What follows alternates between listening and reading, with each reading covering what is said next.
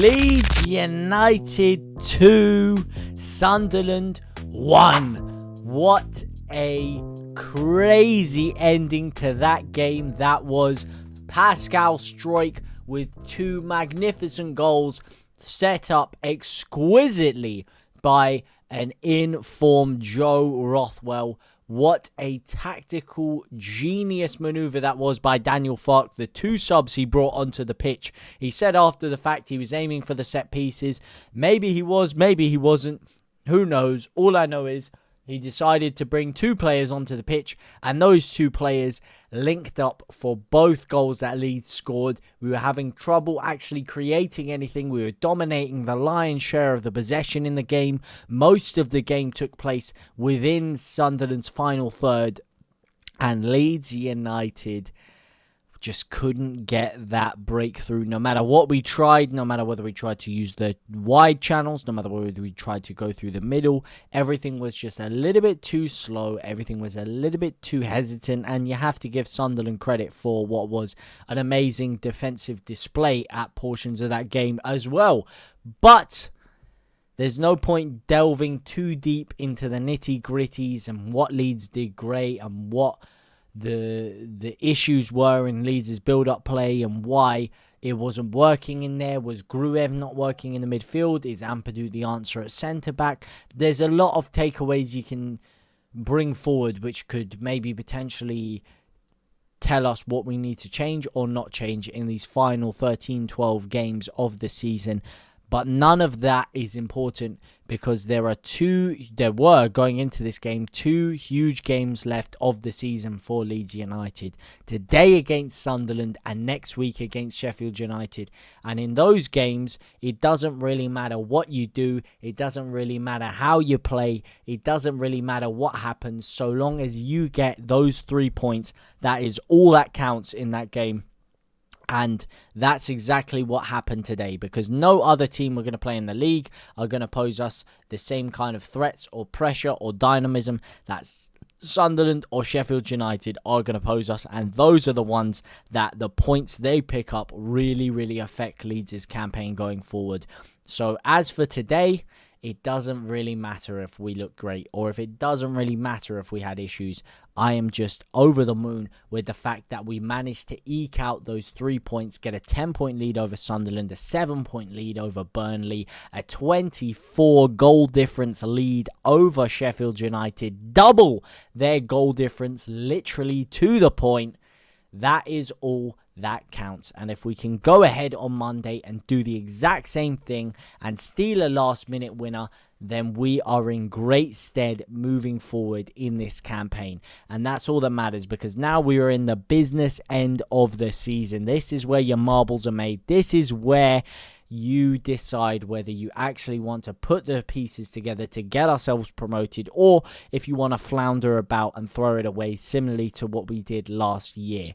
It is a moment in which we need to use the squad that we have. We need to utilize some of the players that are lacking game time, the likes of Ramadzani, the likes of Rothwell, who's been taken out a little bit because of Ilya Gruev, the likes of Struijk, who's coming back into the side, the likes of Joseph off the bench. These are when we need to use these games and hope that these players can do something decisive to nick a goal, to stamp yourself as a huge factor in Leeds' promotion campaign. And you are looking around today saying, who's going to seize this moment? Who's going to seize the opportunity to make yourself a legend for Leeds United moving forward? Who is going to cement yourself as that guy who got us that goal in that important game that pushed us forward towards promotion? The Pablo Hernandez goal against Swansea. Obviously, we're not at that point of the season. Obviously, I'm not comparing either Struijk or Rothwell to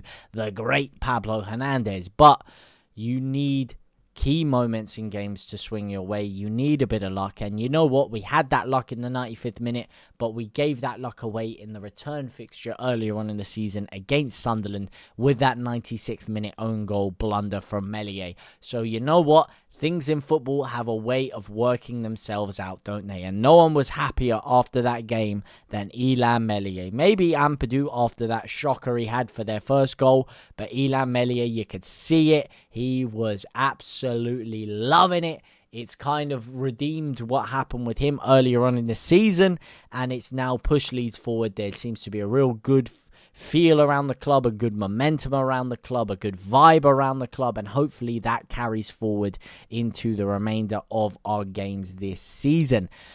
But that's what I feel anyway. I'm feeling confident going into this Sheffield United game. I have to say there is one little hiccup, and that is the fact that obviously Daniel Farke picking up that yellow card, which was a ridiculous yellow card for celebrating on the pitch, should never have been booked, is now going to be banned from the touchline in that game. Maybe they can overturn it, although us being Leeds United, I highly doubt they will overturn that decision. But moving forward, I'm feeling confident. I hope we can beat Sheffield United. I feel like we can beat Sheffield United.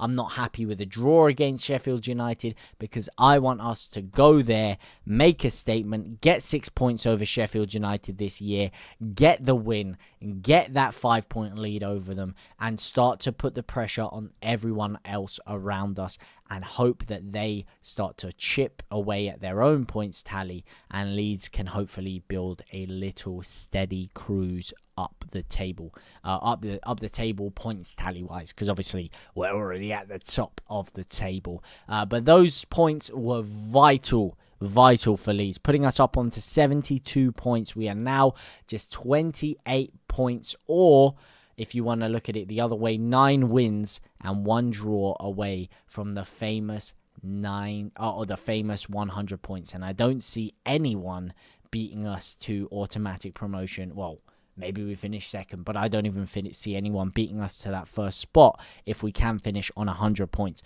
So now we just need to chug along those wins, keep everything going, keep the momentum flowing, and carry things on moving forward. Let me know what you guys think, though, down in the comment section down below. How you feeling? You feeling the rhythm? You feeling the rhyme? You want to get on up like it's bobsleigh time?